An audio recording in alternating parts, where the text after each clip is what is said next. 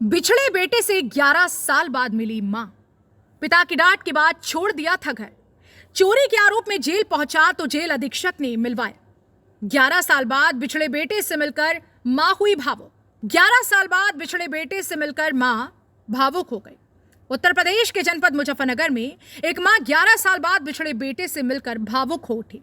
बिछड़ने के बाद जो मां रोज अपने बेटे को सपने में देखती थी, आज वह उसके सामने खड़ा था।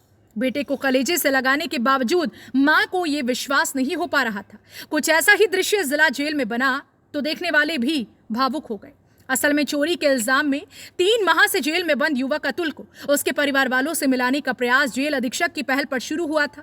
15 दिन की अथक मेहनत के बाद 11 साल पहले बिछड़ा हुआ अतुल उसकी बुजुर्ग मां को आज मिल चुका था। जेल अधीक्षक सीताराम शर्मा ने बताया कि 3 माह पहले अतुल नाम का एक युवक उनके जेल में चोरी के आरोप में आया था। उन्होंने बताया कि हर शनिवार सोमवार को वहां परेड करते हैं और बंदियों से मिलते हैं। इस दौरान जेल में निरुद्ध अतुल उन्हें मिला। इसके बारे में उन्होंने पूछा तो उसने जानकारी दी कि वह 11 साल पहले अपना घर छोड़ आया था। इसके बाद वह बुरी संगत में पड़ गया। जिले का नाम कौशाम्बी और गांव बरगदी। बताया कि उसके पिता ने उसे डांट दिया था, जिससे क्षुब्ध होकर वह घर से छोड़ करके निकल गया। जेल अधीक्षक ने बताया कि युवक ने अपने जिले का नाम कौशाम्बी और गांव का नाम बरगदी बताया था। इसके बाद उन्होंने जेल प्रशासन को युवक के परिजनों का पता लगाने में जुटा दिया था।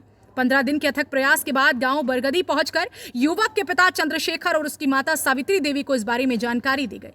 मां बोली, कोई ऐसा दिन नहीं जब याद न किया हो।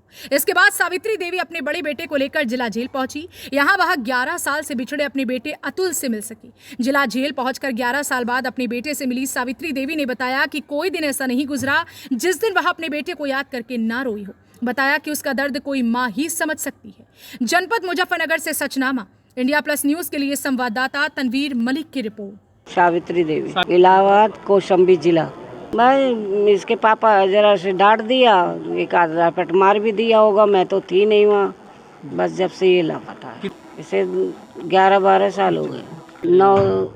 8-9 बस। ये तो माँ ही जानती, अपनी माँ से पूछियो बच्चे कि माँ कैसे रहती। इन्होंने मिलवाया, ये तो ऊपर वाला जानता है और इनकी मेहरबानी जो आज मुझे मेरे बच्चे से मिलाया। ये तो कह रहे मैं सो रहा था, कहाँ भटका है ये तो अभी बताया नहीं, कुछ बता ही नहीं रहा। बस मैं तो अपने दिल से यही कहूँगी, जैसे मेरे बच्चे ऐसे ये मेरे, इनके बच्चे हमेशा सदा खुश रहे, इन पे कभी कांटा ना चुभे। इतनी लंबी उम्र प्रभु दे इनकी। बस आज थी, आज के ऊपर थी मैं। देखिए, हम लोग यहाँ हर शनिवार को परेड करते हैं, शनिवार सोमवार को, यानी सारे बंदियों से मिलते हैं। उसी में पिछले 15 दिन में एक ये लड़का दिखा 22-23 साल का, तो उसे जब पूछा गया तो उसके घर के बारे में, तो उसने ये बताया कि मैं तो जब 8 साल का था उस समय अपना घर छोड़ दिया था पिता की डांट की वजह से। उसके बाद वो कुछ गलत लोगों की संगत में आके चोरी इस तरह के काम करने लगा, तो वो चोरी के अपराध में ही जेल में था। तो जब उसको काउंसिल किया कि घर जाना चाहेगा या नहीं जाना चाहेगा, तो वो जाना तो चाह रहा था। तो मैंने घर वालों को पता है, तो उसका अनुसार उसके घर वालों को पता नहीं था, क्योंकि वो घर से भाग के आया था। अच्छा, उसको अपने घर का डिटेल भी नहीं ज़्यादा पता था, क्योंकि जब 8 साल का था जब आया था, तो उसे अपने पिता का नाम और गांव का नाम मालूम था केवल। उस आधार पे हम लोगों ने, हमारी पूरी टीम ने, खासकर ये डिप्टी जेलर हेमराज को पूरा जिम्मा दिया था कि कौशाम्बी में हर थाने में पता करो, इस गांव का नाम पता किया जाए, उसके पिता का नाम पता किया जाए। तो काफ़ी दिनों के बाद ये चीज़ पता लग पाई। उसके पिता से बात हुई, उन्होंने बताया कि हमारा बेटा 13-14 साल पहले बच्चा चला गया था, हम लोग ढूंढ ढूंढ के थक चुके हैं। आज उस लड़के की माँ और उसके बड़े भाई मिलने आए हैं।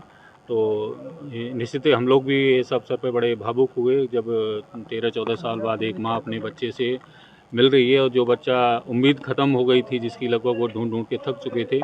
तो अच्छा लगा हम लोगों को भी कि हम लोग के थोड़े से प्रयास से एक माँ बेटे का मिलन हो पाया। सर देखिए, लगभग 15 दिन की पूरी एक कवायद रही इसमें, और ये था कि हमें सरकारी मशीनरी का ही प्रयोग करना पड़ा। लगभग सारे थानों में, कौशाम्बी में, हर ये चूँकि जो गांव था उस गांव का नाम सब थानों में बताया गया कि वहाँ से ये गांव है। तो चूँकि एक नाम के कई गांव होते हैं ज़िले में, तो उस तरह से तहसील का नाम पता नहीं था। तो काफ़ी लगभग कुछ अपने प्राइवेट लोग भी जो अपने संबंध थे वहाँ ज़िलों में, उन लोगों को भी लगाया। तो वो लोग भी आखिरकार ये इस मिशन में सफल रहे। और इसमें संतुष्टि का भाव ये है कि जेल की संकल्पना सुधार गृह के रूप में है। और आज एक लड़का जो अपराधी बनने की ओर अग्रसर था, चूँकि वो घर से भाग के चोर बन गया था, चोरी के मामले में था, आगे निश्चित है जमानत हो जाती उसकी, फिर भी उन्हीं लोगों के साथ रहता जो अपराधी वृत्ति के थे, तो हो सकता है बड़ा अपराधी बनता।